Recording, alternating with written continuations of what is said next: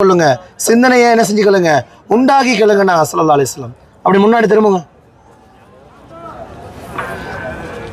அஸ்ஸலாமு அலைக்கும் அஹ்லத் தியாரி மினல் முஃமினீன வல் முஸ்லிமீன் வ இன்னா இன்ஷா அல்லாஹு லலாஹிகூன் அஸ்அலுல்லாஹ லனா வலகுமுல் ஆஃபியா.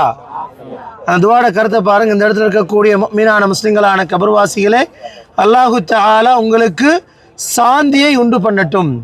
இறைவன் நாடினால் நாங்களும் இந்த இடத்துக்கு வருவதற்கு தான் இருக்குகிறோம். ஏதோ ஒரு இடத்துல ஒரு மண்ணறைக்கு போகிறதுக்கு தான் இருக்கிறோம் இல்லையா?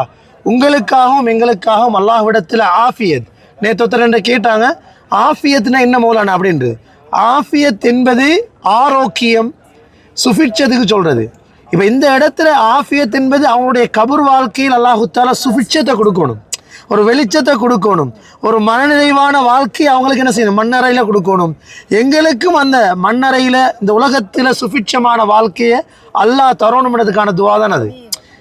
அரபுல பொறுத்தளவில் ஒரு வேர்டுக்கு பல கருத்துக்களை சொல்லும், ஒரு மீனிங் கொடுக்காது. இப்போ தமிழில் நான் தான், அரபுல அப்படி வராது. ஆஃபியத் என்று சொல்கிறது பல.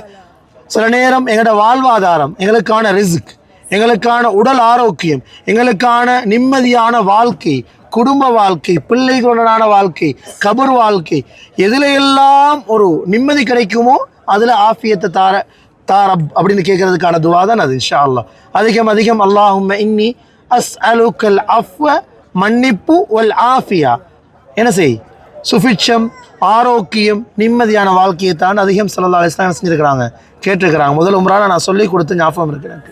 போலாமா? இஸ்லாம் எத்தனை சஹாபாக்கள் ஷஹீதாயினாங்க? 70 சஹாபாக்கள். போலாமா?